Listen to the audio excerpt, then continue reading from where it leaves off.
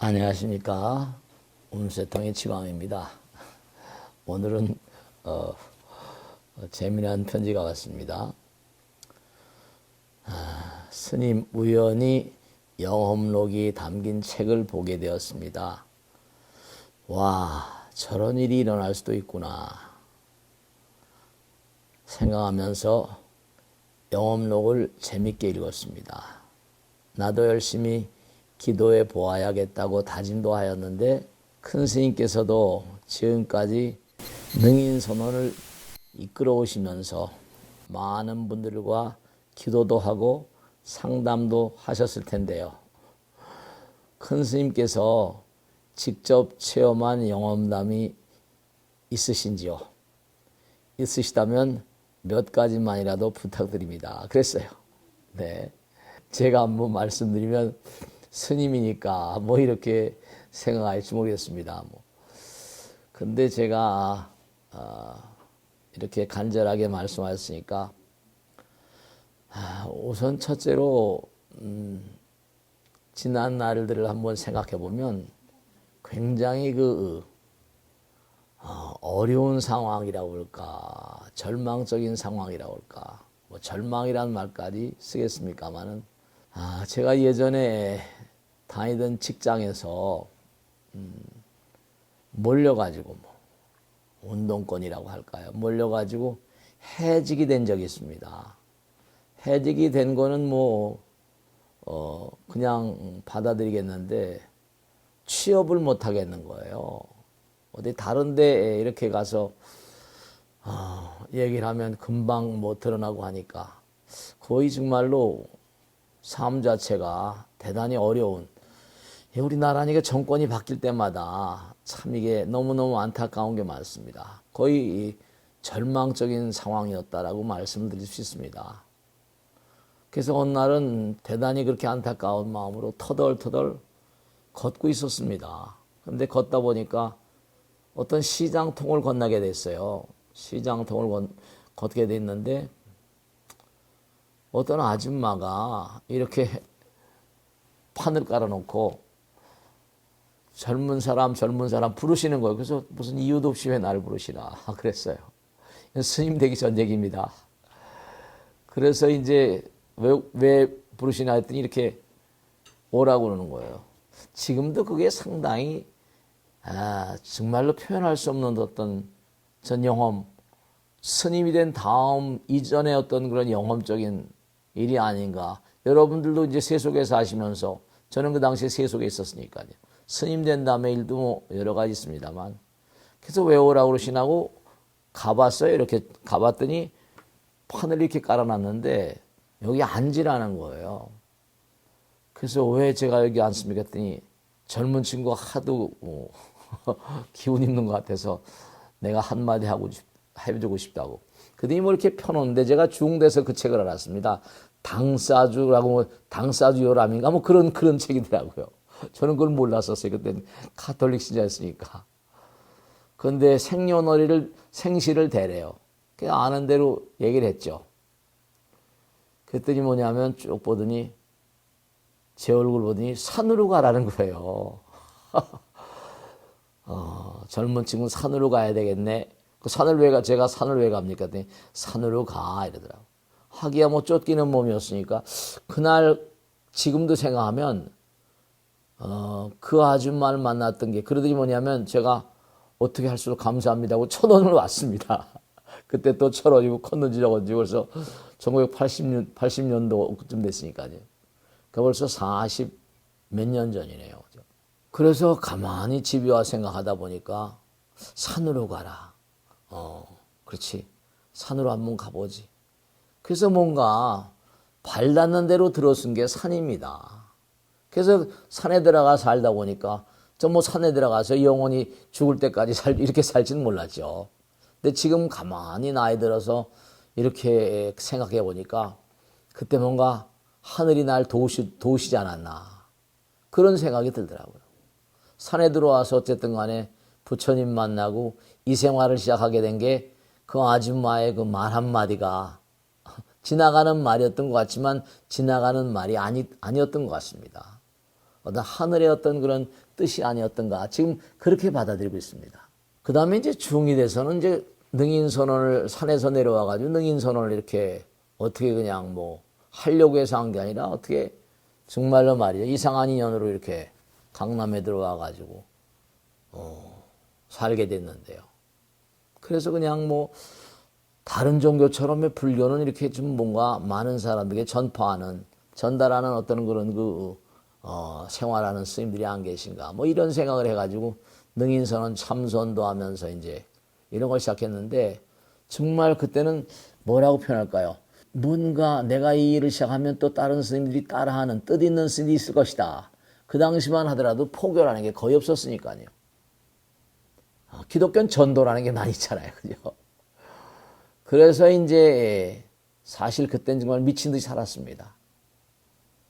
근데 정말로 하도 교인들한테 핍박을 받고 막 데모를 하고 중은 산으로 가라. 사람들이 막 모이고 하니까 근처에 있는 교회에서 말이죠. 원래 교회 다니던 분들은 다 불교 신자가 많잖아요. 그죠? 그래서 뭐 정말 교회에서 하지 않는 얘기, 성경을 제가 잘 아니까 교회에서 하지 않는 얘기들을 불교에 있는 내용들을 얘기를 하고 하다 보니까 사람들이 상당히 모이게 됐습니다. 교회에서도 주변 교회에서 신경을 많이 쓸 거 아닙니까? 그래서 막 산으로 가라고 데모를 하고 말이죠. 근데 또 저는 뭐라 중들은 산에서 내려와야 된다 데모하고 막 신도들 모아가지고 그런 싸움이 거의 매일 벌어졌었습니다.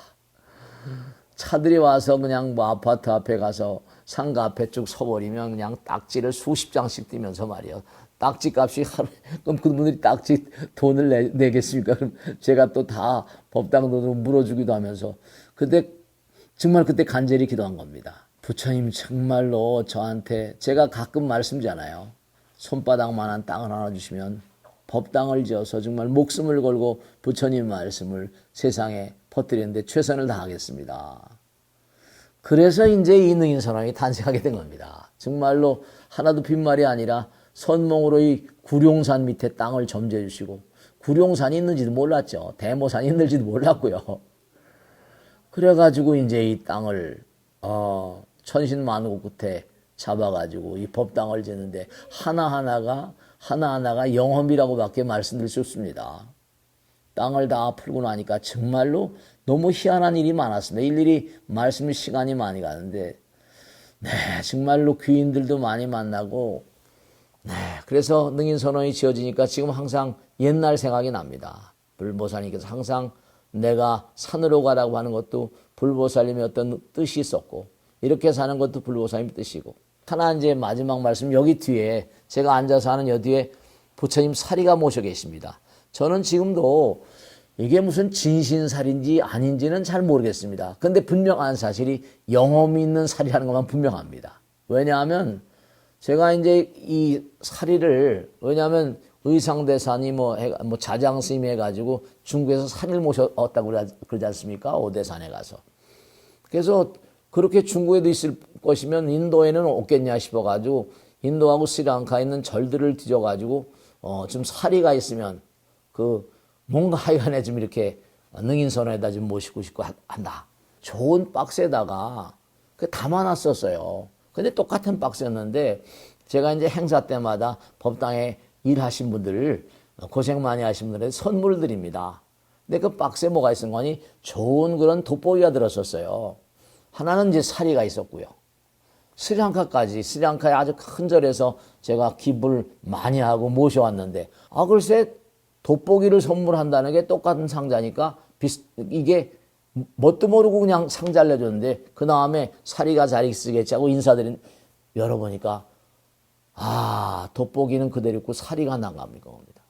그래서 잊어버려가지고 신도님들한테 그때 간부들한테 그걸 줬어요. 어느 간부가 받아간 겁니다. 그래가지고 그 박스에 들어있는 거 알 같은 거 있으면 도로 가져오라는데 안 가져오대요. 참 그때 제가 너무너무 당황했던 게 그 보살님은 이 유튜브 방송 보면 참여해야 됩니다. 그래가지고 몇 날 며칠 기도를 하고 그랬고 상당히 기도를 했는데 그게 안 들어오더라고요. 전 그렇게 생각했습니다. 이게 부처님 사리가 아니더라 하더라도 스리랑카의 고승석덕 대덕의 어떤 그런 사리였다라고 믿고 둘 중에 어떤 거가 더 좋다. 이 사리 신앙을 저게 철저히 신봉하는 사람입니다. 그래서 어느 날 참 안 됐다 싶어 돋보기를 쓰려고 딱 눈이 한번 돋보기를 쓰려고 딱 열어보니까 이 바퀴 사리함이 그대로 다시 와 있는 거예요. 안 믿으시겠죠? 네. 전 영험이라고밖에 표현할 수가 없습니다. 그대로 그게 다시 들어와 있는 거예요. 그래서 제가 너무너무 놀라가지고 그 사리압을 놓고 몇 번 저랬는지 모릅니다. 그건 신장인들이 가서 도로 자리에 그 자리에 갖다 놓으신 겁니다. 왜냐 제가 분명히 그걸 알고 있으니까. 그 외에도 뭐 제가 이건 확실히 신도님들한테 말씀드리고 부처님도 다 듣고 계시고 신장님도 듣고 계시니까 제가 이제 이렇게 말씀드린 겁니다. 근데 뭐 시간이 없지만 하나만 더 말씀드리면 앞날이 분명히 나는 모르더라도 신장님들은 아시는 거예요. 근데 중요한 거는 뭐냐 하면 좋은 일도 영험이 있지만 나쁜 일도 영험이라고 표현하지 않을 수가 없습니다. 이상스럽게 선물을 받았거든요.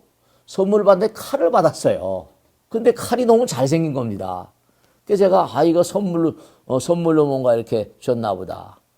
근데 이상하게 두 사람한테 하나 받고 그 후에 또 어떤 분이 그 독일에 여행 갔다가 스님 쓰시라고 또 칼을 갖다 줬는데 그 칼을 받고 난 다음엔 꼭 애군이 오더라고요. 아주 엄청난 고통을. 그것도 다 예지 같습니다. 그게 영험이라고 표현하면 영험이죠. 그죠? 저는 그때 그래서 참 이게, 이걸, 표현할 수 없는 어떤 느낌을 가졌었습니다. 하나는 뭐냐면 큰 사건에 휘말려가지고 고통을 아주 많이 겪게 된 그것을 그 사람으로 인해가지고.